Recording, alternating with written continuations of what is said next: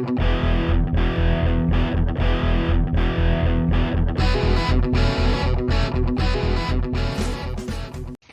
in form of separation, pleading for cooperation from the higher powers out there. Save me from this daily despair. Undone, I am reassessing common bonds that are reflecting higher powers waiting out there. Save me from this daily despair. My skin's dying because you're under it. I'm done lying to myself for this, for all the wonder and believing, man, it's making me weak. I'll fade away and classify myself as obsolete.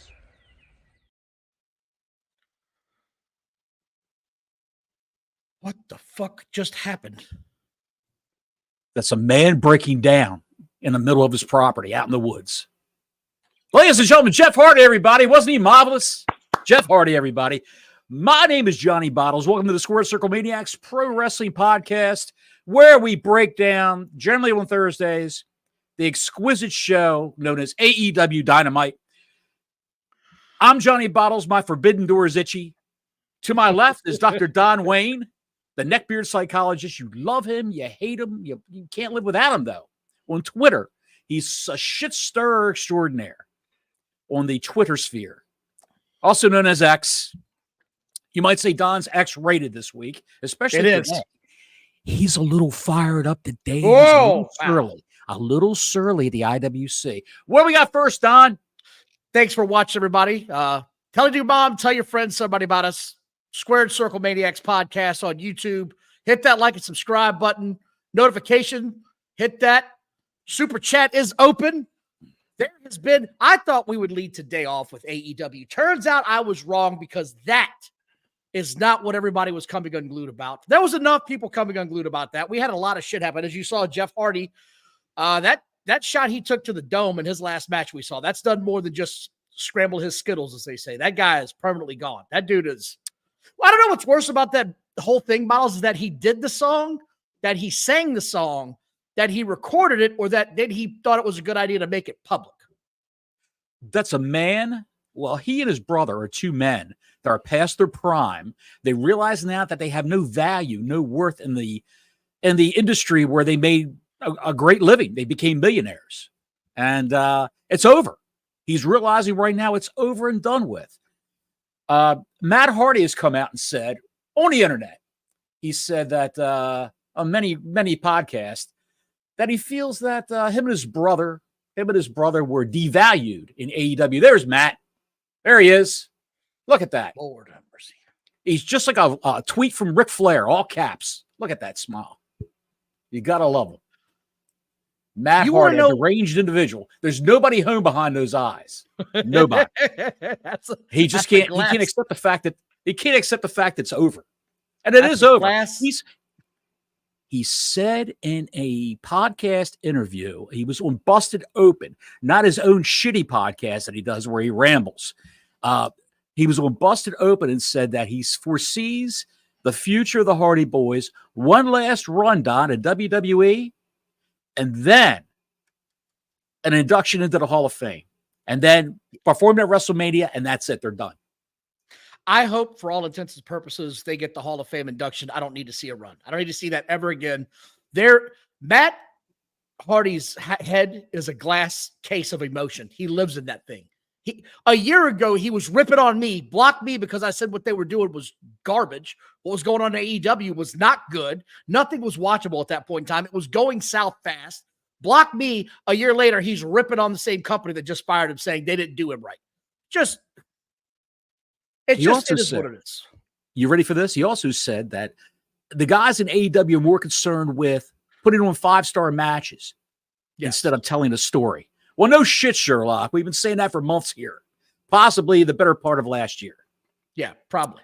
He's blocked me, much like he blocked you. And, if you tell a man his legs are on backwards and he looks like a human grasshopper and his wife is a bloodthirsty Wiccan, it will, it'll do that.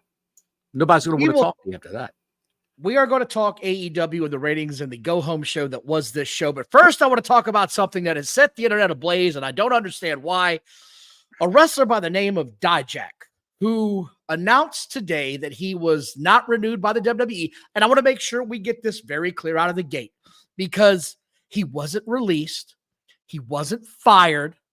He just wasn't renewed.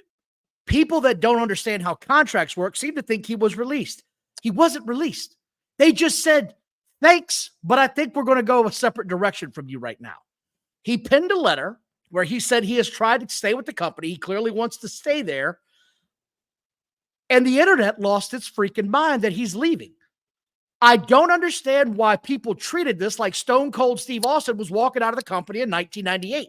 It's a complete and total overreaction. Everything about what he said and how people are acting is ludicrous to me.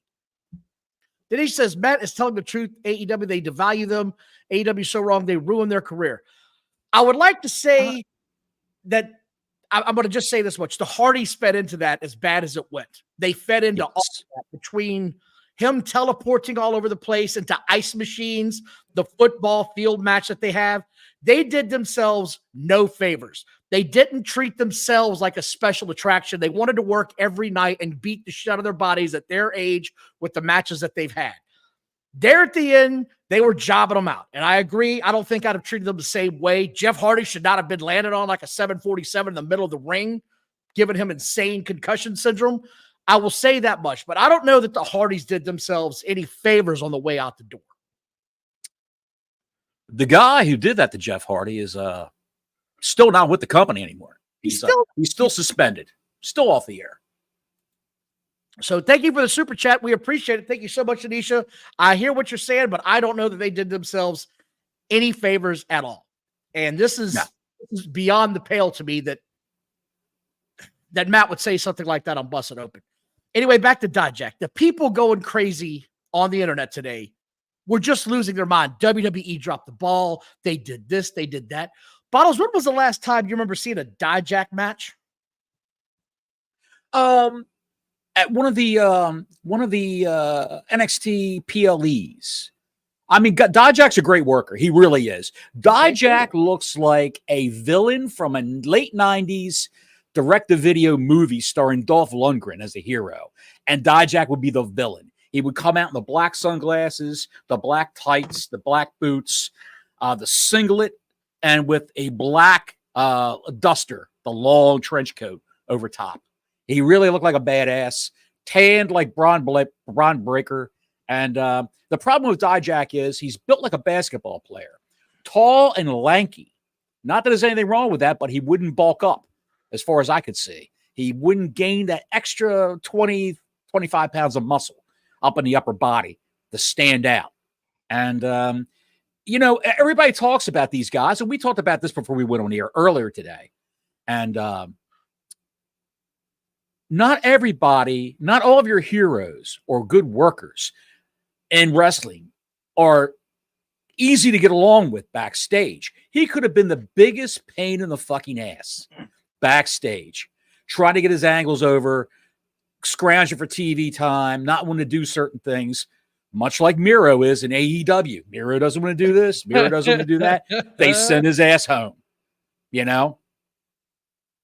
He's probably sitting there saying, I don't want a job to Sammy Guevara, CJ Perry. My wife's being banged by Damian Priest. I don't know where the hell she's at. I'm sitting home playing Switch and playing Minecraft. PlayStation 5. He's big on PlayStation 5. That much I know. Big on PlayStation 5. I haven't followed him in a while. But, I mean, he even came to AEW with a gimmick of being a gamer. Yes. When he came out of the pink Mickey Mouse shirt in his big debut, which I still don't get that whole look. So, but whatever. DaJack is not that guy. Not a big star. Not that guy. No, and there's no reason to have this knee-jerk reaction of, oh my God, he could have been huge. If he goes to AEW, and here's the other part of this I want to break down real quick before we get to the AEW show where we'll talk about the ratings and everything else going on too. Mm-hmm. Not everybody is going to make it their first run of the WWE. Drew McIntyre was a complete flop. He was full of his own shit and had to go back and get humbled a little bit before he figured himself out.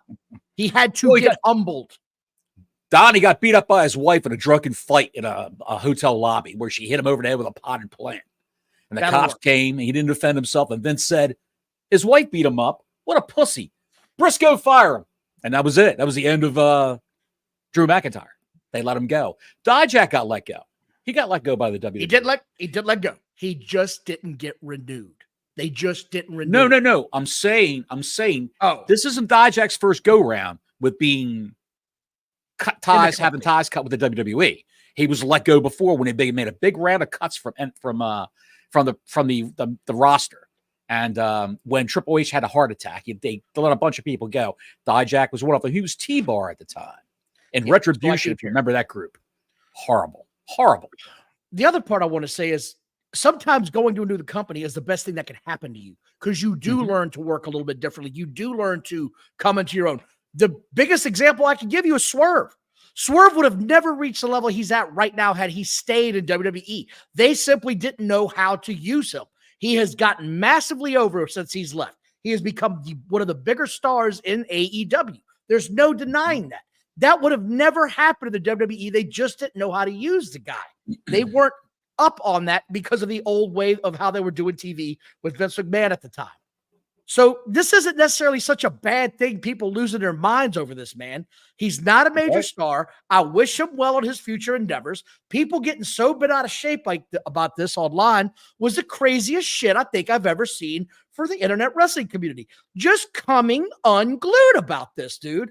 They really dropped the ball. Dropped the ball how? This guy hasn't been on TV in a year and a half, I want to say. I have no idea what he does. Is he a curtain jerker? Is he a fluffer? What's he do back there? I hope he goes into AEW because he came from Ring of Honor many moons ago. He was in Ring of Honor as Donovan Dijakovic, which is, I would assume that's his real name. They called him DaJack when he came into WWE. I hope he goes back into, he'll do really well over there in AEW. He really will. I mean, they'll put him right in Ring of Honor again, and he'll be Ring of Honor champ in a couple of weeks as soon as he gets in there. So that was my little tore it off the cuff to get this out of the way because it was driving me nuts today watching the shit. People just, I don't understand these people, man. I try to wrap my head around it, and you told me they're 15 and 20-year-old kids that never leave the basement and don't understand how life works. And that's probably the best summary you could have given me. They just idiots. Never tasted alcohol and never felt the tender caress of a woman. Folks, by the way, this isn't a working drink. It's a shoot drink. AEW had a show last night, and we're going to talk about the Forbidden Door was fantastic, Don. I loved it. The Forbidden Door pay-per-view one last night was absolutely amazing. If you like that sort of thing, if you like the other wrestlers from other promotions coming in and all that stuff, a lot of crazy matchups. Bottles Forbidden Door is Sunday, pal. Huh? Forbidden Door is Sunday. They haven't had it yet. What was that last night? With all the Japanese guys coming in and the Mexican guys coming in and wrestling the AEW talent. What was all that about? Isn't that Forbidden Door? They call that Wednesday. They call that every day. They call that Wednesday, Friday, and Saturday in AEW. The Forbidden Door is just we've said it last week. It's every fucking day of the week. We said it last week. There was a time where this was actually a pretty big deal because you were seeing these interpromotional companies have these interpromotional matches. And if you like that sort of thing, it was a cool thing to see, right? I didn't have an issue with it because they built up storylines and I'm the best. You say you're the best. Let's have a match. Everybody they showed last night, except I want to say maybe one or two guys I've seen on AEW already, at least once or more. I didn't see a whole lot of new guys last night debuting, blowing my mind. When you raid New Japan for all their stars and they become your stars, there's no Forbidden Door anymore. You've got to go and you got to go outside and lift the rock up and get your rake and rake up the likes of Stephanie Lacker, Naito, and Hekiero, and Pinocchio, and Topo Gijo. I think he's wrestling on Sunday. It's the shits. I hate this company with every fiber of my being, Don. When I get done this podcast, I'm going to go next door and beat that woman's kids next door. I'm going to kick my dog. I'm going to pump my dog across. No, I'm pumping Bubba the Wonder Dog across the lawn. No, I hate it so bad. I don't hate the show. I just hate what they're doing with it now. I hate that it's become this routine. And this is what I hate the most. They have taken my favorite wrestler in this company and MJF. Orange Cassidy? Oh, Please shut up. I will fight you in the street. I will fight you with trash cans. It'll be like that movie Streets of Fire, a sledgehammer fight right in the street. We will have this. It will go down. They have ruined MJF. He comes out, and I'm like, okay, he's going to talk. This is good. And out comes the dancing goof, Daniel Garcia, who we have talked about for weeks. You cannot save this guy now. You have to reboot him altogether. He is known for being a dancing jackass of a Wonderlic score. That's what he is. I can't stand this guy. Wonderlic school. Bring him back under a mask and say he's a Spanish luchador. Danielo Gachina. I don't give a shit what you do. Keep him away from MJF. Keep him away from MJF. He got all over MJF, and now my precious MJF is covered in Garcia slime, and I can't get it off. This ruined it. You got a guy who was it was a big ratings draw last year. He was their heavyweight champ. And everybody was talking about MJF ever since he debuted for the company. Everybody was talking about MJF. All kinds of. He had the most buzz, I think, of anyone in that company. MJF did. And look at him now. How do you fall from grace? I don't understand why Samoa Joe, MJF, are involved in the mix for this heavyweight championship. Why can't he get rematches in a company where they have 14 matches on a pay-per-view, where it's the Jerry Lewis telethon of wrestling shows? It just goes on forever. Why wouldn't they go, if you remember those telethons, why would you have a four-way for the heavyweight championship? Ospreay, Swerve, MJF, Samoa Joe. Instead, Samoa Joe's running around with Hook playing hee-haw with the fuck-around gang. You got MJF playing grab ass with Garcia and Ospreay. I haven't gotten there yet. I don't understand it. I just don't understand it. This is what I don't get though. I mean, you've hit pretty close to the head here. You could have brought MJF back. An immediate storyline would have been, I got to get revenge on Samoa Joe. That's where it should have been. I lost my title to you. I've got to avenge that loss. That makes the most sense. You can't go after Adam Cole because he's the size of a Minnie Mouse doll right now, and he is clearly not healthy to wrestle. I don't know why you've got him out here with Daniel Garcia, Captain Dance Around. Daniel Garcia reminds me of one of the background actors in Saturday Night Fever when he comes out every time. That's what he is. All he's missing is some platform shoes and some bell bottoms. He'll fit right in as the failed goof in the background of that flick. It's awful. And this didn't make any sense. Number one, it didn't make any sense that he came out there. He's a Buffalo guy. Cool. I'm coming out here and he's literally just giving him MJF is giving him a hand job in the middle of the ring. You're so great. That's why I let you challenge me. It's just this big idiot fest of why is this even happening? You couldn't save this. The Rock couldn't save this segment. It was so bad. And then Ospreay comes out. And before that happens, he says, why don't we have a match in London at Wembley? Which again, why? Why are we doing this? Let's make a match. Let's make a match. Anybody can make a match. Let's make a match. Where was Wish.com Adam Pearce? He never came out one time last night. He never came out one time last night to make any matches. Well, I mean, that guy was up our ass the last 3 weeks. Up our ass. Up our ass. And I wiped my ass last week, and wish Adam Pearce put his hand out and say, hey, how you doing? How you doing, buddy? I'm right here. And now you can't find him. You got to put an APB out for the guy. Ospreay comes out and says, bruv, I'm really short the sack. I don't have sex a long time, but I'll give you a match. What the shit was that? What was that?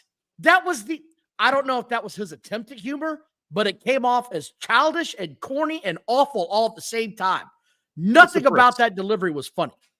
Nothing about it was funny. The Brits, they have a eclectic sense of humor. Yes, they're so well known for their comedians. That's why all one of them comes to the States every time he makes a movie. All one of them. Yes, you heard me. He says, I'll give you a match next week for my international beating of the American Desperate Horse Thieves and the World Championship. Whatever belt he's got. Was it the Atlantic that's now the International? I don't know what the hell that thing is. I'm calling it Continental? Is it the Continental? It's the Scrotum Plug Championship. Scrotum Plug Championship? Yes, that's what he's fighting for. He's got that look about him. Yeah, I can see it. I can see it. You know, Cornette calls Johnny Gargano over on the other channel, Johnny Same Face.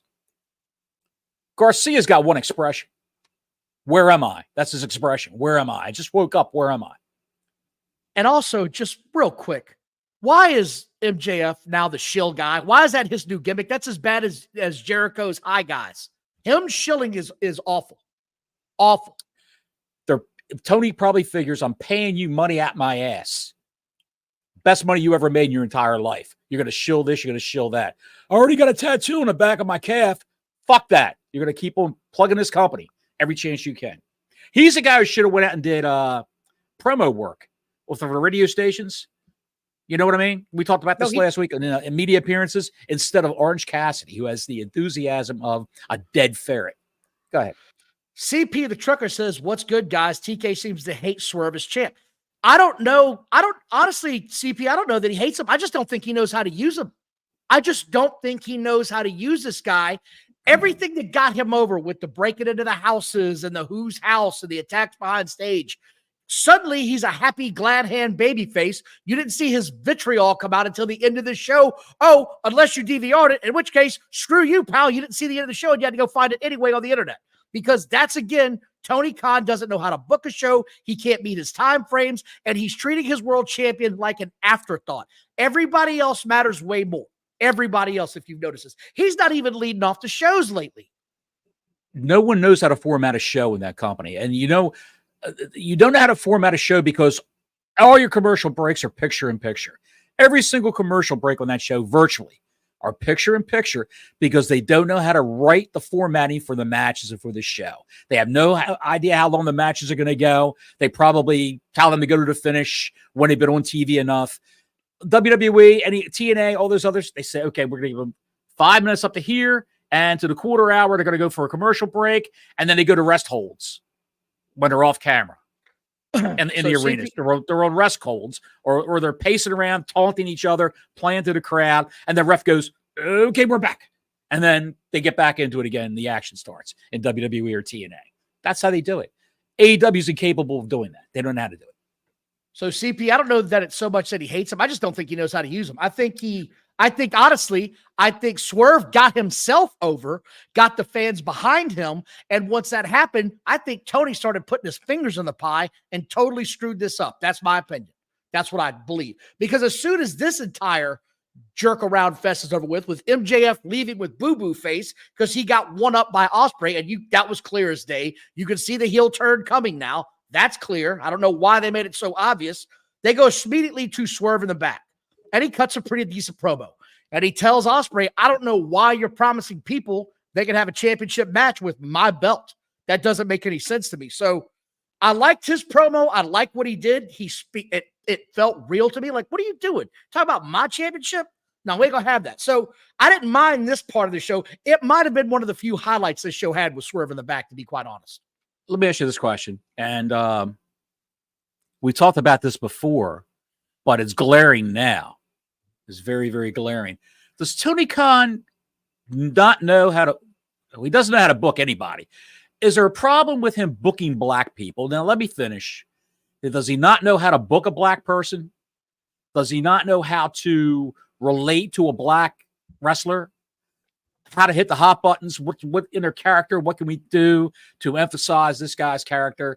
What Hobbs, Big Swole, any black female wrestler that comes through, like Red Velvet, Kiera Hogan, Athena. I don't know what to do with them. Let's just put them in Ring of Honor. Let's just stick them over in Ring of Honor. And Mercedes Moné has her own booker. She's got Jennifer Pepperman from WWE writing all her stuff and booking her stuff. See, what's the problem? What is the difficulty with this? I honestly think he doesn't know how to book anybody. It's not just about your race or your skin color. Look what he's doing with MJF.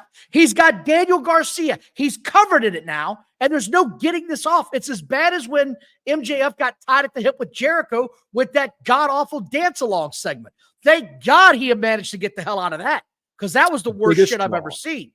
The biggest He just draw in the doesn't know how to company. book. He The just biggest doesn't know draw how in the to company. book.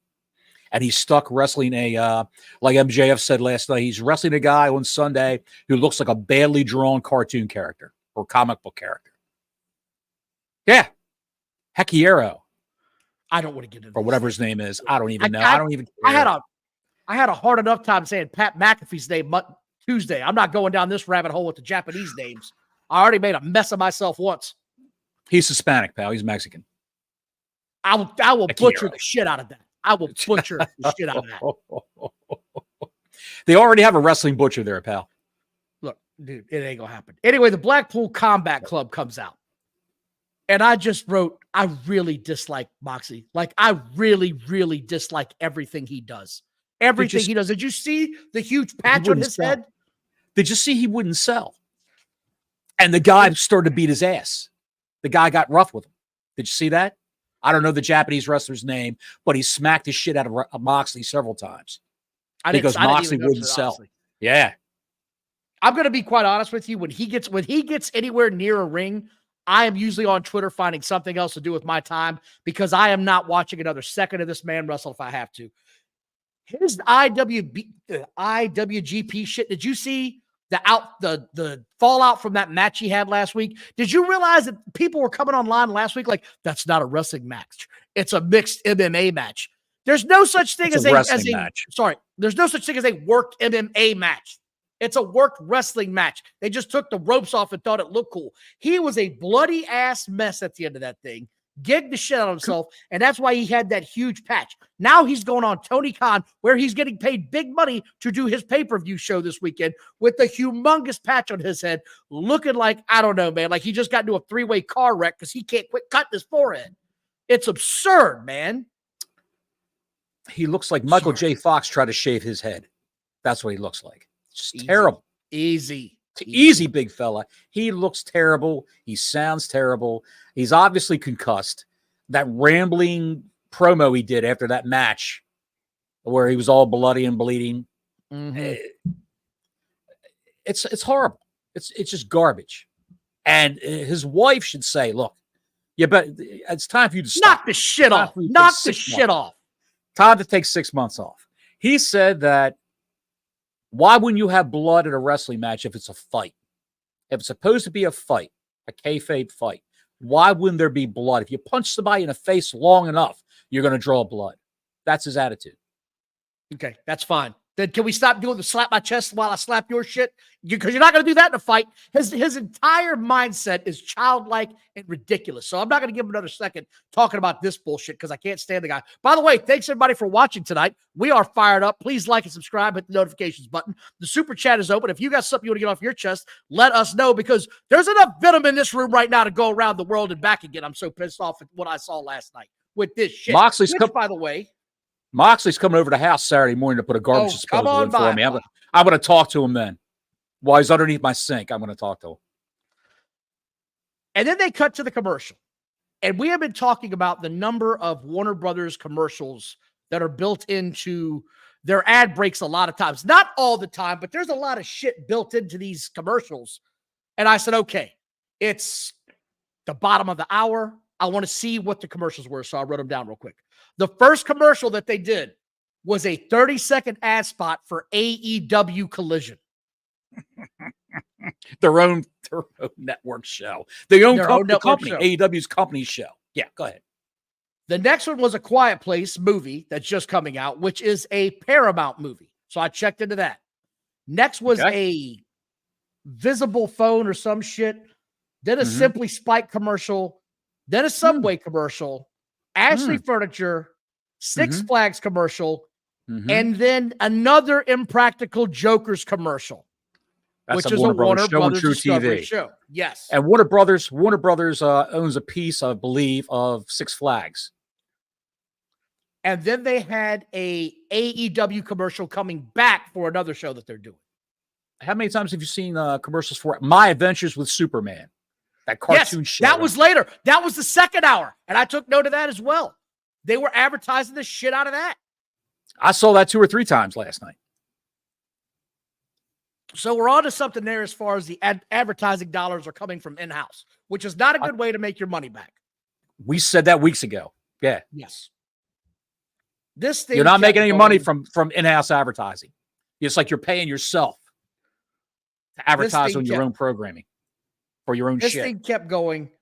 I said, okay, I can't do this anymore. Can we get to the end? Finally, there's a DQ finish where Moxley and the Japanese guy fought off, and then Bryan Danielson comes into the ring, and I just said, nope, get this out of here. I can't do something else. This is awful. This is awful. They stared at each other for a good 5 minutes while the announcers talked, and they never said anything. And they just stared at each other. And the Japanese guys look at the crowd like, what are we still doing here? Why are we still doing this? They were wondering what they should do. And Danielson's going. They had a Japanese referee there. Did you notice that? No, I didn't. They had a Japanese referee from New Japan, probably to direct traffic with the gentleman in the ring that don't speak the native tongue. So, yeah. I hated everything about this so much. It's horrible. And then it got better from here. No, I lie. It actually got worse. I can't believe I just said that out loud. They then had the 9-man tag team champions come out, and it was going to be the Owen Hart match. What the fuck are you talking? What the fuck? Belts galore. Everybody gets a belt. Everybody's got a belt. I have never seen some shit like this in my life. They keep coming out with 9 belts every week between the 3 of them. It's the craziest shit I've ever seen. Why is this a thing? One of them says 6-man. One of them says 3-man. One of them says trios. Holy shit, dude. It was the Wish version of the Road Warriors and fucking Dusty Rhodes. That's what it was. Oh. God. But these guys, these guys actually have those 4 guys that came out with those belts actually have talent. Juice Robinson looks like a maniac. Jay White has won me over. Even the Gun Sons, they've sort of I like all 4 learning what they're doing. Yeah, they look like stars. They look like professional wrestlers. And I don't even know who they wrestle. I don't even know who they wrestle. Phoenix. It was Ray Phoenix versus Jay White in the Owen Hart tournament for another belt that no one wears. Ray's got to have something to do while Penta is debating whether to go to WWE or not. Then they had, before it all went down, they all had their own factions going at it. They're barking at each other across the ropes. This ref is the absolute worst in the business at doing anything. So he throws out Ray Phoenix's guys, just throws them out, and he's staring at him and pointing. He didn't go, hey, you're out of here. And you're out of here. He's pointing. And the guys behind him, the entire faction of Jay White is just standing there holding their chubbies like, hey, you're supposed to throw us both out at the same time. So they're yelling at the ref like, what the hell, man? Hey, what the hell? He goes, oh, yeah, by the way, you're out of here too. It was dumb as shit, poorly executed. This thing went 15 minutes. I said, the commercials are back. Oh, shit, here comes some Superman commercials and a lot of them. Jesus. Have you ever watched that show? My Adventures with Superman? No. It's the shits. I tried to watch the first season of it because I got a lot of time on my hands, pal. I'm retired. It's the shits. Go ahead. It came back to the commercial break. I said, oh, my God, end this match, please. And right as I wrote that down, Jay White wins. Thank God this was over with. I said, and I looked at my son. I said, I don't know how much is left of this. And I looked at my watch. It was the top of the hour, I think. I was like, there's another hour of this shit. There's another hour of this. It was interminable as far as I was concerned. I was doing what you were doing, Don, checking the phone, doing the thumbnail for this podcast, looking at different variations of it, talking to you, texting you, going back and forth between, letting the dogs out and just looking at whatever I could do just to take my mind off of this show. And then I saw Christian Cage walk out with the Addams family. And what do you got to say about that? That was just, he didn't even say a word. Nobody said anything. He just stood there like, I'm here. I'm here with a dinosaur and a bastard of a child with some chick on a t-shirt that I don't know why she's in this company. I'll tell you why, but you are not going to tell me why. Again, I'll tell you that much right now. By the way, thanks for watching, everybody. Super chats are open. Like and subscribe. I want to get to what happened next.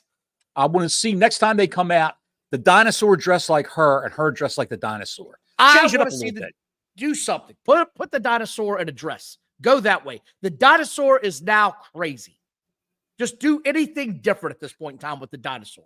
Put him in a dress, have him put on some lip gloss and take the mask off. Let's go with it. Let's see what's there, because it's got to be better than what he's coming out with now. A big, mute idiot. I will say, Nick Wayne's mother, she's apparently either got liposuction done or lost some weight from when she originally debuted with this company. She's still got that frying pan face, dude. I'm not doing this. She's slimmed down a little bit. I will say that. I'm not doing this.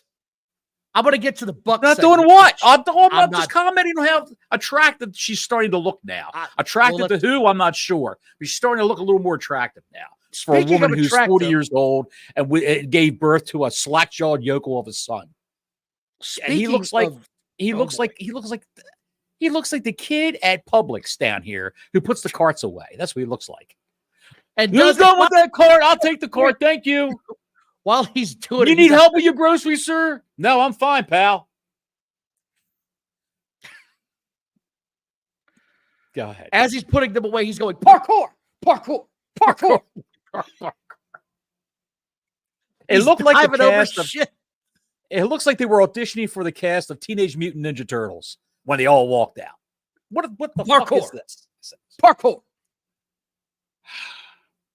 I want to get to the Bucks segment because I just don't care. Do we have anymore. to? Do we have No, to? I want to talk about this because they started talking about all of the different tournaments that they have going on right now. Mm-hmm. And put a bookmark right there. Put a bookmark right there. I want to say one thing. I'll let you say what you're going to say. I noticed about this show, Don, it wasn't all Young Bucks all the time. No, it wasn't. It was not. So apparently he's dialing them back a little bit. But it was enough to make me cringe. Here's what I noticed. They start talking about the TBS Championship tournament. I'm like, oh, shit, that's right. They got that tournament going on, too. And we're going to have a dark horse enter the Owen Hart tournament. Oh, shit. Why? Why do they have two tournaments at the same time?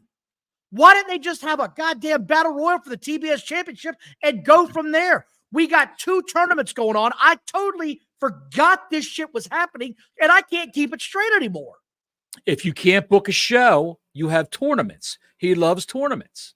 If you can't book a show, book a tournament. And you just have a chart. You make a chart. And that's it. Hey, I just booked 6 shows. Thanks, everybody. See you later. That's how you do it. As Jim Cornette would say, what's Cornette say about booking? I have no idea. Say it. I don't know. What's his tagline? It's 2 words. He booking. Says shit all the time. Shitty booking. I don't know. What? Lazy booking. Oh, lazy booking. I don't know. Of course. That's what it is. But why do we have chimpanzee could book the show better than this? Which, by the way, they said they've got a dark horse candidate. Did that not give it away that it was Hangman Adam Page when they said that? And that's the first thing I thought of. You must have been paying attention to this. Yeah, I was like, dark horse candidate, that's got to be Hangman Adam Page. He's been gone for a long time. I don't think so. I'm going to guess this is going to happen. This is going to happen. They might bring someone else in. Who knows? They might bring back who else? Who's out? Sammy Guevara? They could bring Sammy Guevara in. No, it's going to be Hangman. He's their buddy. He's our friend. If he can't do it, no one can. So this thing was over with. Out come the Acclaimed. So you knew as soon as the Acclaimed came out, we were not out of the Young Bucks segment yet. Oh, no, my friends, because the Acclaimed are over as mushrooms at a hippie festival. No, they're not. They're really not. They're actually really not over. They've actually been less in a long time. I'm not real big on what they're doing right now. They've cooled them off to the point that I don't know that you can heat this group back up with what they got going on right now. Daddy Ass is the biggest star in this faction, quite frankly. And that's not what you want to have as a 60-year-old guy as your biggest star in this faction. He's always been the biggest star in the faction. I don't understand why he's not hooked up with his sons. Why can't they just do that? Take the guns and put them all together, be the gun club again, have those 3. That's the story right there. It would be, but they don't want to do that. They want to do something stupid. And they kept referencing, and I don't know if you noticed this or not, but they were getting a little bit wild with the language last night. There was some deep edits going on in this show. The one numbnuts comes out, wants to start calling them the young cucks. So that started getting beeped like crazy. I was like, all right, really? Yes. Then out comes out comes the idiot and says, "Scissor me, bitch," with the Young Bucks, because that's not getting old fast. That's not getting old. You can't do the shit every week if you're this guy. That'd be your one-trick pony. It just doesn't. No. It just doesn't work, man. No. They said they're going to have a 3-on-3 at Forbidden Door, and Tanahashi is joining. Not Daddy Ass. It's Tanahashi, but another Japanese guy. I said his name. I said his name because I wrote it the way the shit sounds, not how it's spelled. Don Wayne, everybody, a linguistic master. I tried. Tanahashi. Thanks You for say like watching. you were sneezing, Don. Say it again. Dude, no. Say it again. Tanahashi. Tanahashi. God bless you. Tanahashi. That's how it sounds. I tried, pal, but I can't. Why is there a 3-on-3 and not a? I don't understand this, man. Tanahashi looks like he's walking through the ring using Matt Hardy's spine. He's paralyzed from the neck to his anus. The neck didn't move. The back didn't move. They could have. I don't know. It was horrendous the way the man walks and moves. He's like a 55, almost 60-year-old man. Bringing him to the ring. Why wouldn't you have Billy Gunn there? Maybe you need that Japanese component. Japanese versus Japanese. Why wouldn't you have a Mexican guy come in? I don't know. Why wouldn't you just have Billy Gunn be the third guy in that match? I don't understand it. But I correct don't me if I'm understand wrong. anything they do. I don't want to. I'm not trying to cut you off, but we've seen Tanahashi before, right? We've seen him before. And he sucks. He's horrible. So what's forbidden about this door that they are opening that they've named the pay-per-view after? I've seen this jackwagon before. Well, pal, they are the Acclaimed. There's a forbidden door somewhere there, pal. Jesus. I'm not going to say where it's at. There's a forbidden door somewhere. And it looks like Tanahashi's going to go through it. Well, then we get the conglomeration. That is Mark Briscoe, Kyle O'Reilly, and Dumbass, who I'm not going to give him mention. Kyle O'Reilly, I thought, did really well for his promo section of this, trying to be Briscoe. I thought it was okay. I didn't. That arm looks terrible. That arm looks horrible. It looks worse. It was really noticeable last night. It's worse every week. That arm is atrophying, and it just, he looks horrendous. That arm looks horrendous. Billy Scranton, $4.99. Thank you, Billy. Billy says, last night I watched my kid play an hour of AEW's video game. It was almost like watching the show. No stories, lacking any sense. Fancy moves, though. Billy, you could have watched your kid play the game for 2 hours, and it's just like watching Dynamite, like you say. Thank you very much, Billy, for the spared yourself the pain. Great. You could have done the color commentary for the game. You really could have. Here comes a holy shit out of nowhere. Here's a name I'm saying in Mexican that makes it sound really Markish. He hit it with a flying taint. Oh, it's the famous scrotum plug. I haven't seen that since '84. Thank you again, Billy. We appreciate it. Anyway, I enjoy Mark Briscoe for what he's doing right now. I've had fun watching his segments. I knew, though, when this came out, we're going to get this match. And I said, oh, no, I'm going to have to watch Kyle O'Reilly. And I'm not trying to be mean, but I'm seriously concerned about this guy's health, man. I am seriously concerned for this kid's health. He is damn near yellow. He is almost yellow in his skin tone right now. That right arm looks smaller and smaller every week. Someone has got to have the decency and the humanity to say, pal, it's just, this is not going to be your career. Maybe you've got a spot back here in the back to work with us, but in that ring, it's not going to happen any longer. It's over. I want to tell you the bags under the eyes is a diabetic symptom. It's indicative of diabetes, bad diabetes, having the bags under your eyes, the puffiness. So that explains that. I always joked about, it looks like he was up all night, changing oil at the Jiffy Lube. But it's sad. The guy was great in NXT, black and gold, back in the day. I'm sure if his contract runs out, he could always go back. Say, Hunter, can I be a trainer in NXT? No. You could be a trainer. I don't want him near a ring, Johnny. I don't want him near a ring. He wouldn't be in the ring, dude. He would be showing people how to do moves in NXT. That's all he would be doing. He wouldn't be participating. So unless he can come up with a creative idea, I don't want him anywhere near my ring. I just don't. It's just too much of a insurance factor for me as an owner of a company. That's just me. Thank you again, Billy. One arm, no Rally. One Arm O'Reilly. That could be. Why are you such an evil man sometimes? Just evil. Because this show is just the shits. It's the shits. It's there to be made fun of. The ratings are horrible. The booking's terrible. They've got 1 or 2 stars. That's it. It's just it's the indies. It's an indie show that you would pay $20 for, a seat at your local VFW hall. But I'm not paying these guys with great production values. That's what it is. It's horrible. Which, by the way, this show, I don't know if we covered it. I want to make sure we did 680,000 views last night. You said 670. I thought it was going to be closer to 675. Yes, well, 675. I thought it was going to be 720. I thought the neckbeards would come in strong to support the go-home show.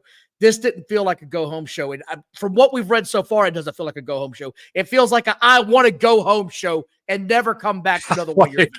I want to go home show. The neckbeards are 502,000. There's a 500,000 neckbeards that love this. The 178,000. What was it? What did you say it was?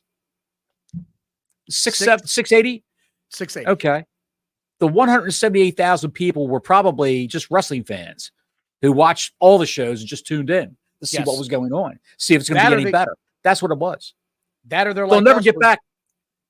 Go ahead.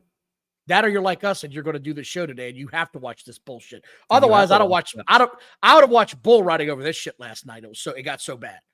I want to see a bull maul a motherfucker in the middle of the arena. That's what I wanted to watch last night, but I got stuck with this. I got saddled with this. Oh, do you see what I did there? Did you see what I did there? Fucker.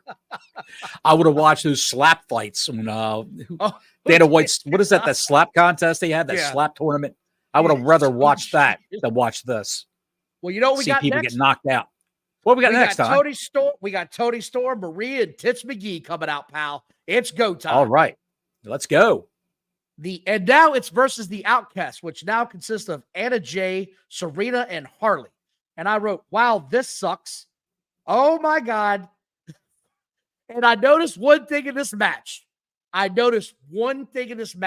Did you see when Tony Storm was going to give Saraya her move, the ass to the face move?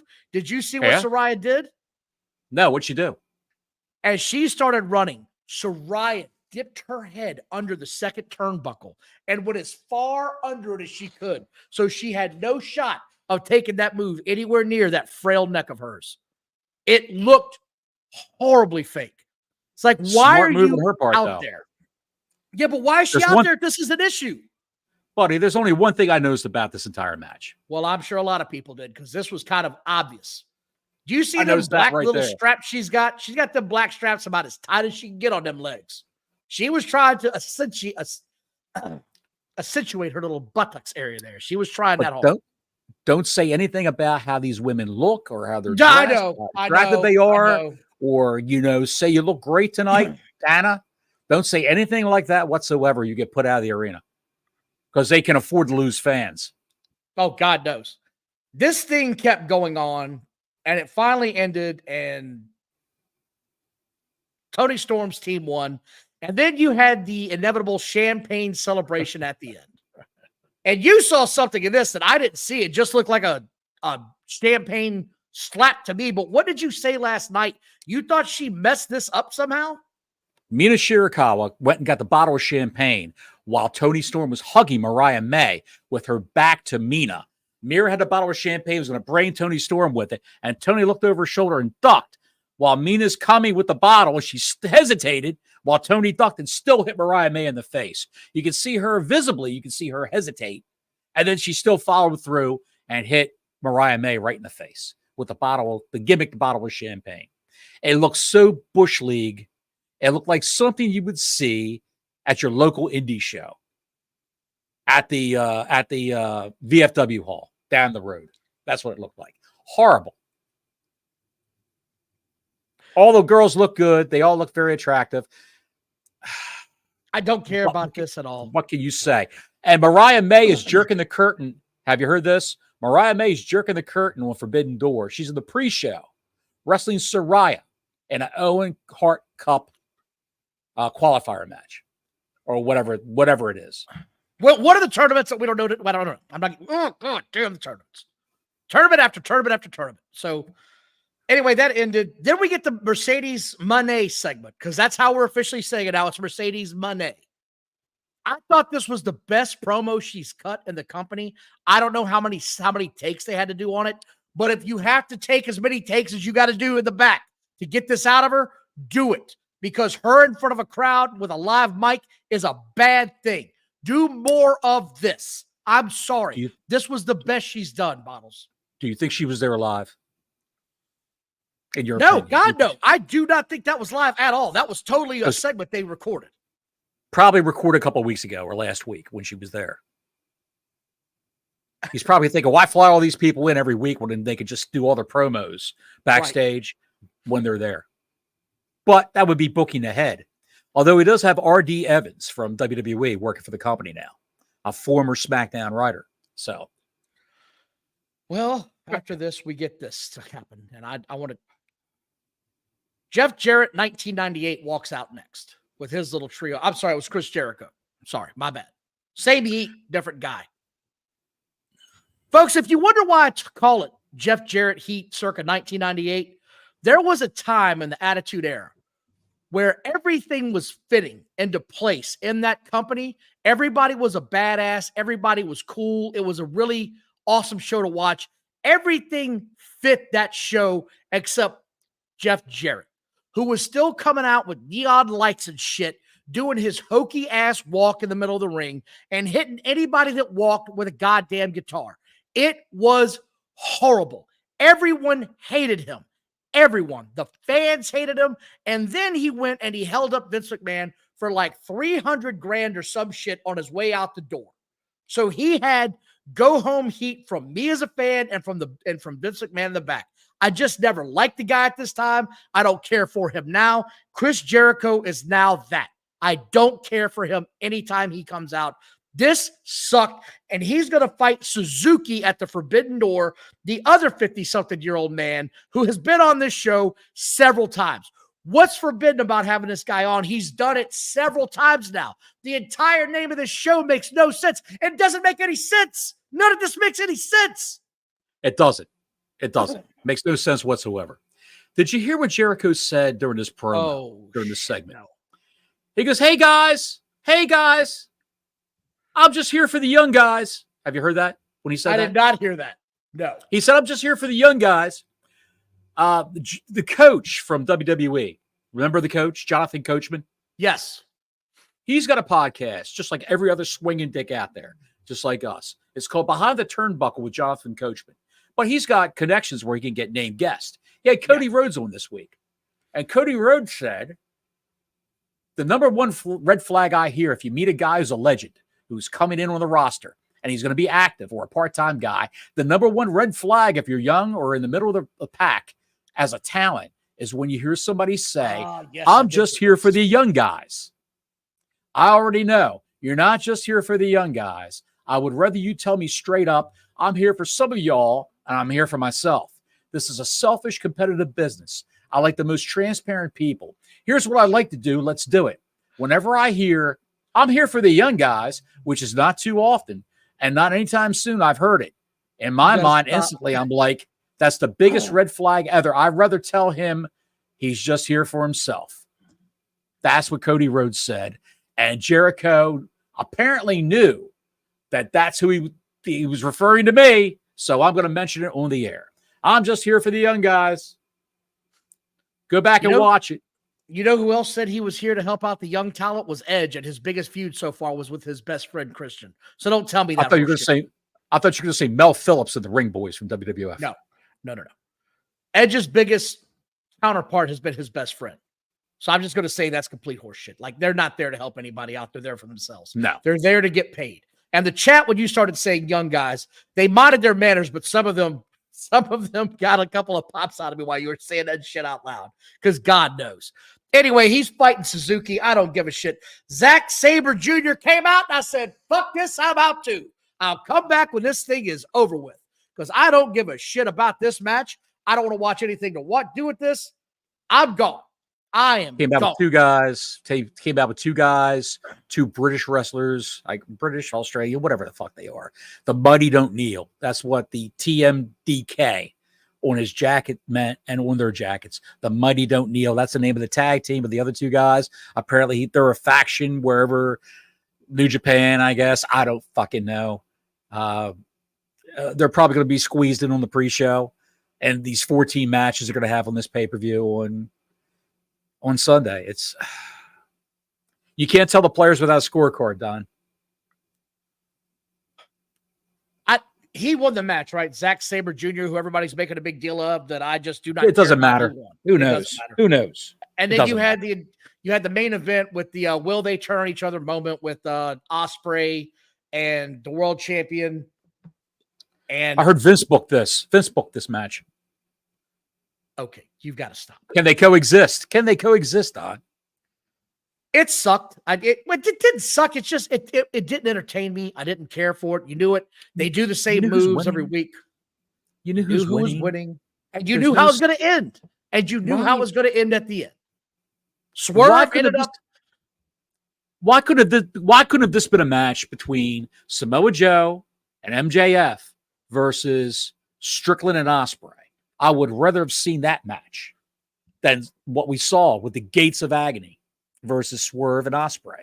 Why would you have a little suspense on your show? Why would you throw some title matches in here? Fill a belt up. You've got 50,000 belts in this company. Fill a belt up for grabs during the show. But no, they won't do that. Combine the belt. I got an idea. Combine two belts so it's one championship. That'd be a great idea. Combine international two of these titles. International championship and continental championship. Combine the two. Take the belt that Ospreay's got and have him face Okada on one of these Dynamite shows and combine the belts. Why wouldn't you do that? Fucking Billy's on one tonight. Fucking guy. Fucking Billy Scranton again. God damn it, Billy Scranton. Get ready for the Tubi Championship tournament. You magnificent bastard. You're right. That was great. Oh, that was good. Thank you, Billy, for the $1. Thanks, everybody. Please like and subscribe. The super chat is open. This thing ended. He picked up, of course, Ospreay picks up Swerve Strickland's belt, which you knew was coming. And then out of nowhere, kick to the back of the leg, kicks him in the head. We go home. If you DVR'd it, you did not see it because once again, they went over their 3 or 4 minute overrun.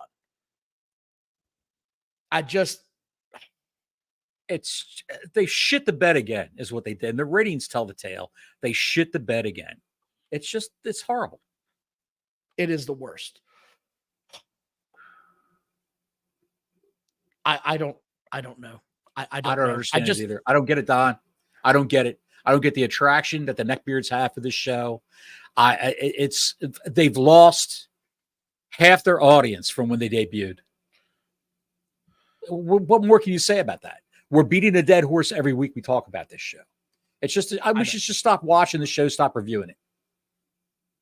No, because I demand that we have to watch this to the end because son of a bitch.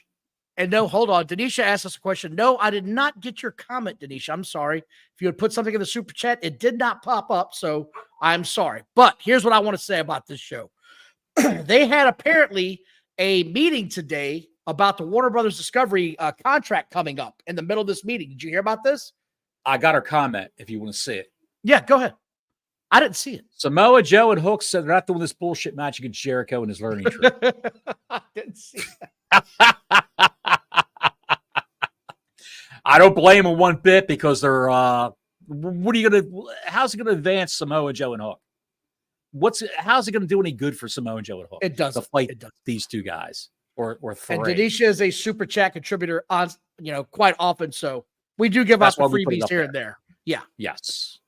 We appreciate everybody's support. Honestly, it means a lot to us. We enjoy doing the show. We hope you have a good time with it. The Warner Brothers Discovery contract, that was a little bit of a talk today. And apparently they are supposedly, according to this press conference or this call they had today, they're supposed to be close to a contract, is the way Tony Khan put it. Did you see that today by chance? I didn't see any of that. He says a lot. Well, he says a lot. It doesn't. He said something else today. Well, I just want to say that's what happened first. I want to go ahead and throw something up that was on Fox Business today. I'm not sure if you all saw this or not. I'm not sure if this was a error on Tony Khan's part or if this was an error on who else's part, but this happened today where it was reported. Do you have the screenshot? If you told Fox that you were the king of the moon and you live in a golden castle up there, they would believe you and say, okay, well, it checks out. Here, this is what was on Fox today. Sounds good to me. 500 million people attended 110 events this year for God damn. Look at that face, Don. Look at that face. What do you think is coursing through his veins right now? Look at that face. I'm sorry if I just laughed through the microphone, broke everybody's TV or whatever, but holy shit. I did the math when this was over with. It's like 4.5 million people a week are showing up to the live events. I think that would be a record.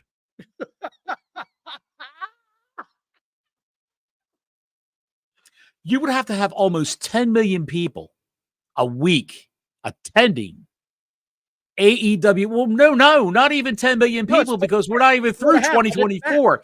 You'd have to have 20 million people. 20 million people a week. It's 4.5 million a week to even this out. What in the hell, dude? In 6 months' time? In 6 months' time? Here's the other part of this, right? Even if it was a miscue and they meant to say, 500,000, they only run 2 shows a week the last time I looked. Right. And 2 of them are taped in the same night. Right. So where the hell's that number coming from? Cocaine. Are they running 3, though, with Rampage? I thought they were recording Rampage the same night as the Collision shows. Or the Dynamite shows. You're concentrating hard over there. Are you doing some Scott Steiner math over there? Are you about to screw me up? No, what I'm looking at right now is I'm just on YouTube right now. I'm in our analytics for our channel. This is our 1-year anniversary today. Is it really? This is the 1-year anniversary of this channel today. A lot's changed in a year, Johnny Bottles. We had a few shows, Don, before we had our own channel. So I'd like to thank everybody who continued to support us through the good times and the bad. It means a lot to us. Thank you very much. There was a couple other things that came out. Let's do a little something different. Okay, We've never done this before. We've never done this before. Well, Hulk Hogan said something I want to talk about, but go ahead. Let's acknowledge a few subscribers. We'll do this every week. And I'm going to go ahead and do from when we started. Give me 10 names real quick. Ruben Lara, Rubenlara. Thank you for subscribing. MCVR4. Thank you for subscribing to our channel. The Charm City player, Brandon Ace, who I've seen in the chat before. Thank you for subscribing. Sean Britt. Irvin Cartas. Stingers 10. JB. I know your brother Jay-Z. Hunter Banks. Gene Canfield. Stephen Head. Block Larry, thank you for the $5. It's been a long time coming. Apparently, you've got an itch he needs you to have looked at. That $5 is for some Benadryl. He would like to have you have that taken a look at. I know you're in Florida. You guys got the loofahs on the cars. I hope it's not one of those issues. Sure. I really do. My wife's got a ice water enema all prepared for me when we get off the air. Rodney R. Jagesar. Billy Y. The SP Freely. 777 Juicy. Wags 5115. Mick Kozak. Joseph. Bobby Gould, JP Fawn. I've seen him in the chat before. Brian Wonig. Let me do a few more names. James Murphy, LC Killer 17, Money Mike 897, LIF, Brett's Girl 196. I wonder who her favorite wrestler is. Brandon Ferrigno, Forever Faithful Podcast, Marcus King, Fangirl 001, Jason Murphy, Kusanagi 13. He's wrestling at the Forbidden Door this weekend. Check him out. Gabriel Cook. Thank you all for subscribing. Appreciate we'll it very much. Back up on our next show. We can't read them. We can't read all these subscribers, all 800 and whatever they are. I want to thank everybody. It means a lot to us. I want to talk about Hulk Hogan. We're talking about Hulk Hogan. Tell me about Hulk Hogan. Hulk Hogan has been impressed by Braun Breaker. Oh. He had comments about Braun Breaker. When asked about Braun Breaker and his future in the company, Hulk Hogan said, "Is that the black guy?" No, I kid. That is not what he said. No, he said, "I could absolutely see that kid being the next Stone Cold Steve Austin or The Rock. He's got that kind of talent. If he gets better on the mic, we might have the next great champion." So good for him. Good for him, man. I mean, he sees talent. He sees talent. There's no Braun Breaker's got it all. If he can get the microphone down packed, it's going to happen. It's going to happen. He also said for that leathery skin, for that orange leathery skin, soak yourself in a warm vat of Jergens every night. That will even everything out. That's what Hulk Hogan said. Skincare tips from Hulk Hogan. There's also news on the Warner Brothers Discovery implementation of stricter language policy for AEW that came out. That news came up. Sure. Uh-huh. And then they went out last night and said cuck and shit and all kinds of cuss words. So I don't know how much of a stricter language policy they could possibly have if that's what's coming down the plug. They could have said scrotum plug, Don. Well, it would have probably gotten over better. Or they could have said pork diddler. What? I'm just saying, there's ways around saying cuss words. You just got to figure it out. Anyway, is there any news you've got that you want to get to before I read this last article? Anything that's pressing with you that I wanted to talk to you about today? There was a lot going on with AEW. Like we said, the pay-per-view is this weekend. I did want to put a heads up out there. In a couple of weeks, I will be going on vacation, so Bottles will be running solo for a couple of those shows. We're working that out now. Maybe we could have pre-cut show. I'm not sure, but I got vacation a couple of weeks. I'm looking forward to the beach and time away. God knows I've earned it. There you go. There you go, buddy. John Pollock from Post Wrestling. He said in the AEW media call, Tony Khan has said they're on target to draw a $1 million gate at the UBS Arena on Long Island this Sunday for Forbidden Door. So that's what he's claiming. Okay. Don't know how accurate that would be, of course. Booker T on his podcast, The Hall of Fame. Booker T has said, the show's not doing anything to grow their audience, meaning AEW. They really aren't. They're bringing in talent. They're signing a lot of guys, but I really don't think a bulk of wrestling fans watch wrestling just for the wrestling matches. I think that company is wrestling heavy all the time. It's about going out and having 5-star matches. I just don't think a true wrestling fan is sitting around waiting to see a 5-star match because wrestling is entertainment. Okay, it's always been entertainment. That's what Booker T says. There's no lies told there. That's what we've been saying. We've been saying this from day one. I don't care how many moves you do. Am I captivated by the story you're telling me as a fan? By the way, the story, and this is the other part that gets me, that it's going to give me a minute here. Being entertained by the story does not necessarily mean only the talking points that are said leading up to said match. The talking points help tremendously if you're great on the mic. There is a story to be told in the ring where the face is down or getting his ass kicked and the heel's done some shit to get over on him and he's working him over. There is a story to tell in the ring as well, not just leading up to the match. If you get some high spots in a match that matters, it means more if the match mattered leading into it.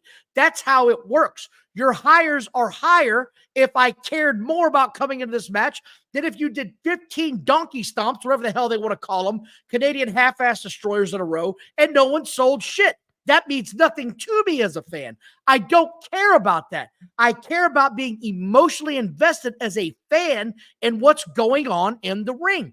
I care more about Bianca Belair and Jade Cargill outside of the ring right now than I do with what's going on in the ring after last week's segment.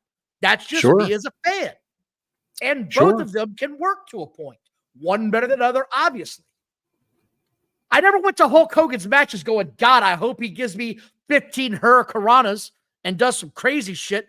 I wanted to see the leg drop 1, 2, 3 at the end of the show. But here's the thing. What led me up to the match? What got me hooked?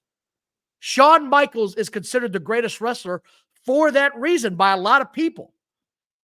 He made you feel something coming into the match. Ric Flair is also considered another huge person going into it because he always got you invested in it. That's the difference. Absolutely. Absolutely. On Pat McAfee's show, say it again. You asshole. You are a dick. You are a dick. Pat McAfee. No, Pat McAfee. Pat Mac. Say it. Pat Mac. Let's just say Pat Mac. Pat Mac show this week. Triple H was on as a guest. He said that WWE is not a sport, but rather a movie about a sport. There's nothing else that. Let me get ready for this. Let me wet my whistle. There's nothing else that epilepsy can This is take a over. word salad coming out right now. Hang on. There's nothing else that epilepsy can cure. Yes. There's nothing else that episodically airs. I say this a lot. We're not a sport. We're a movie about a sport or a TV show about a sport. The interests of all the other things happening are just as great as what happens in the ring. People are so interested in not only those storylines, but who are the real people behind the storylines, the drama behind it. If you're younger or want to buy into it that much, the drama of the storylines, if you're in a different mindset, the drama of what is happening behind the scenes. Is that guy leaving? Has he signed a contract? Is he going to stay? I heard he has problems with management. They're trying to restrict his style. Whatever your mindset is, you can go there and follow up with it on a regular basis. The content's easy to watch and easy to understand. He said it beautifully, and people had a problem with that. They were like, he said everything he could to not say wrestling. Wrestling is entertainment that has some sort of an athletic part to it. That's the thing. He's not wrong. People want to rip the guy apart. He was great in what he said. He was great in what he said. Absolutely. You know who's got a podcast? Who's got her own YouTube channel? You know? Oh, God. No. Medusa Michelli. Oh, shit. Are we going to do this? Are we going to do this right now? This is an AEW-centric show, so we might as well bring this up. Why not? Ma! The meatloaf! The meatloaf. While speaking on her YouTube channel, Medusa shared her experience about training at AEW.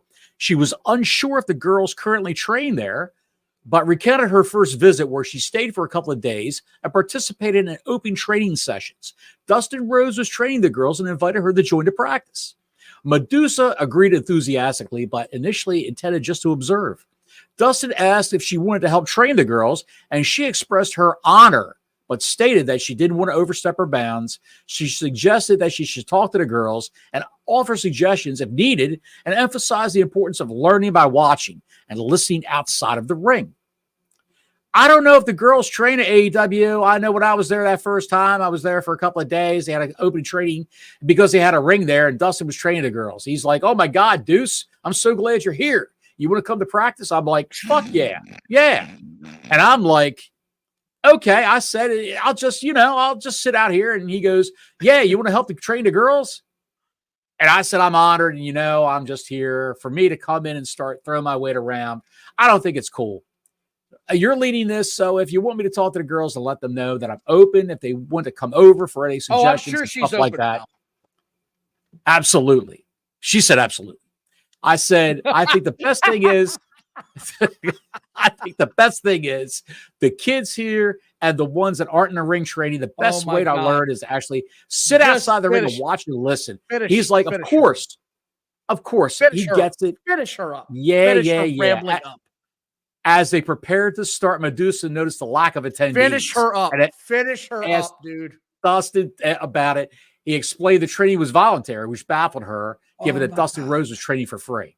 She questioned why more girls weren't present, considering many were under contracts and getting paid. Bottles, I'm losing brain cells listening to her right now, just in your recap of her. I'm losing fucking brain cells. Essentially, she said, where's everybody? He said, well, it's voluntary. So it's free. Here's my thing. Why aren't they here? He was a little baffled. He's like, look, it's the kids. What am I going to say? It's the new kids of today. Well, okay, that was respectfully said, but I get it. Well, isn't it mandatory? Bottles. We're losing the lead here, pal. It's just too much bullshit. I know they didn't show up, blah, blah, blah. Why the fuck would you show up to hear from a monster truck driver on how to wrestle? She was one of the premier women's wrestlers. Bottles. No, 30 of the late 80s, early 90s. 40 years ago, dude. I wouldn't show up either. She doesn't know. I don't want to get into a whole diatribe about this.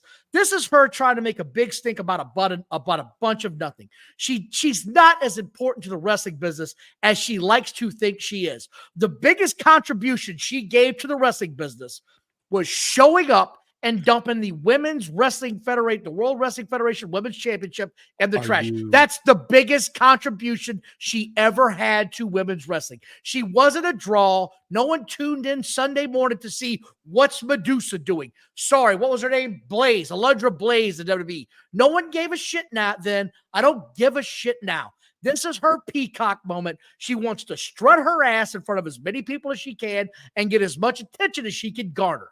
That's what she's doing. She's a nobody that had a moment in the sun of wrestling. She's known for more monster truck driving than she is wrestling at this point in her career. I'm sorry. I wouldn't have listened to her ass either. This isn't Lita coming around saying, hey, I was the top draw in the women's division when it actually meant something for about 8 years. I want to show you girls how to work. So you're saying that Medusa wasn't a good wrestler? She said no. I never tuned in going, I hope I watch a Medusa match today. Women's wrestling 40, 30 years ago is not what it is now. It just wasn't. It's just not. I'm sorry. It's just not. You want to tell me Medusa stacks up with the Charlottes and the Rhea Ripleys of the world? Never said that. That's what I'm saying. It's evolved so much. What the hell can she tell you? Okay, let's go and have this one. Your favorite AEW women's wrestler is who?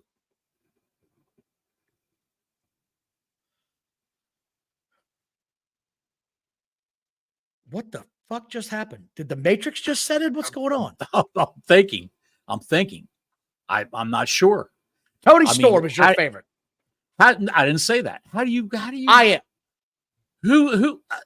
How do you think who's less shitty out of a whole bunch of shitty wrestlers? Okay. Who's the least shittiest? Let's probably use okay. I would say Mercedes Moné. You can't teach Mercedes Moné. You can't teach her. No, she's already a good wrestler. She's a good wrestler. What is she going to learn from you? All I'm saying is that she ran into a couple of girls that were all done up in makeup and little outfits. And she said, are you going to come in for the training today? Why do I have to do that? Oh, I'm hurt. I got a doctor's note. Well, you look like you're okay. You look fine. You got your makeup on. You got your ring attire on. How come you're not showing up for, you're not going to do it? Oh, no, it's not mandatory. And there was no one there. No one there. And basically he said there's never anyone there. Why would any of the women come to listen to Alundra Blaze, a.k.a. Medusa, who hasn't been on TV in 30 damn years? Seriously, that's like a current quarterback in the NFL taking tips from Joe Namath or Joe Montana. Okay. All right. Okay. Hang on a second. Let's flip the genders. The genders. What if it was, let's say, Randy Orton? He's still in the wrestling business. He's never left. What if it was Arn Anderson? What if it was Arn Anderson? You mean the guy that's been behind the scenes booking matches for the past 30 years since he retired? Yeah, was he one of the best? Was he one of the best wrestlers in the ring 30, 40 years ago? Johnny, you're losing the plot here. He stayed in the wrestling business. He never left. Medusa hasn't been here in 30 plus years. Doesn't matter. It does matter. How does it matter? Basic technology and basic ring acumen. How does it affect basic ring acumen? Dude, because she wasn't in the ring for 30 years. I've got a 1996 Nokia cell phone. I can't fucking wait to sell you. It changes, pal. Is it the slide?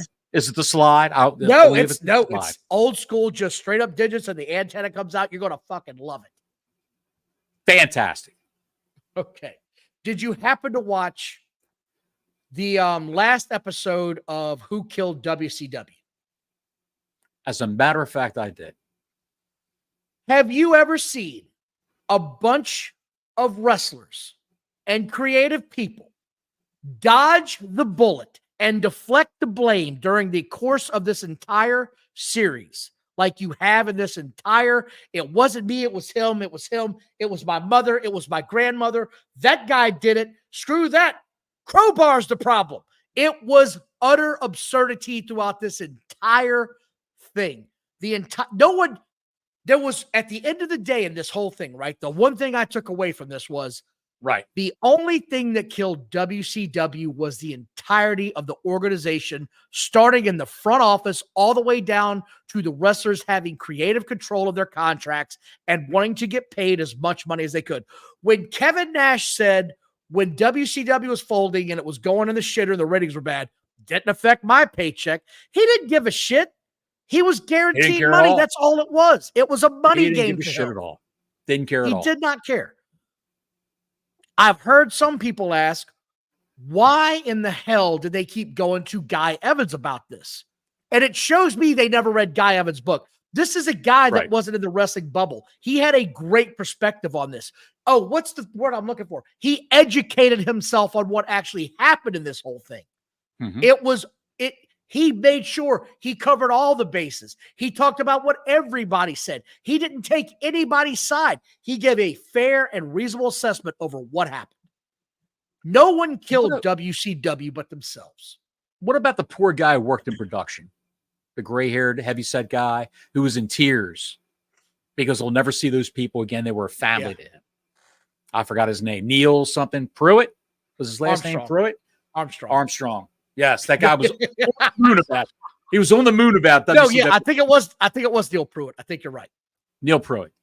Have you heard that Randy Orton is lobbying Triple H to bring back Matt Riddle? Don't do this. What? He's here! No! I mean, yes! Look at this! Oh, no, I mean, yes!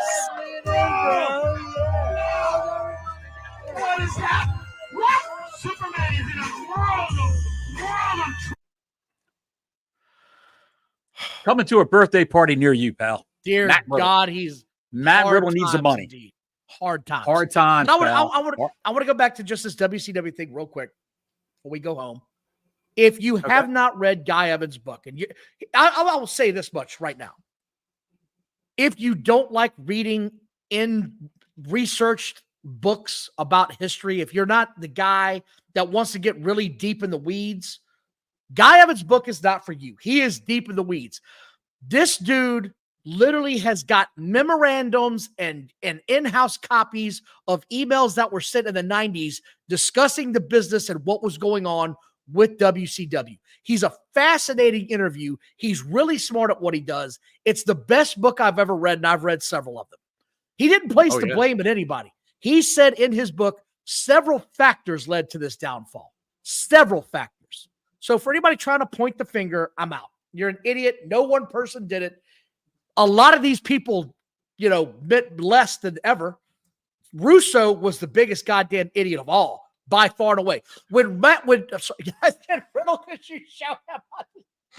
Russo was the biggest idiot because he said, I was better on screen than 80% of the guys in the locker room. What a fucking moron. Oh.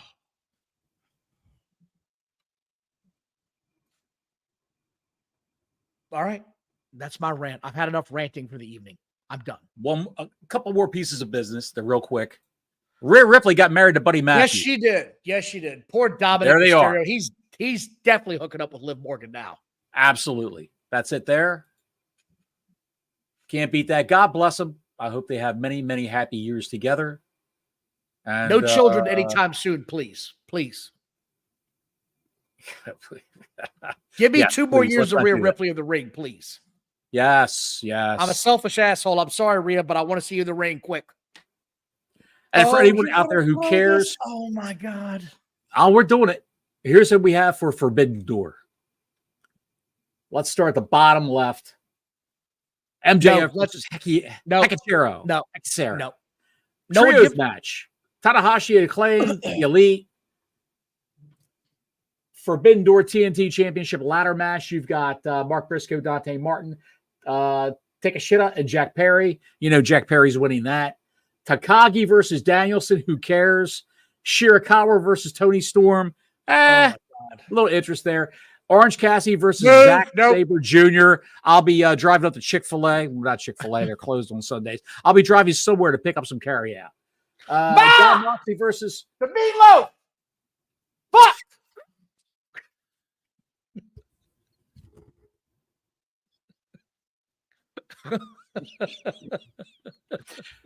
John Moxley and Naito. The meatloaf will be busted open during this match.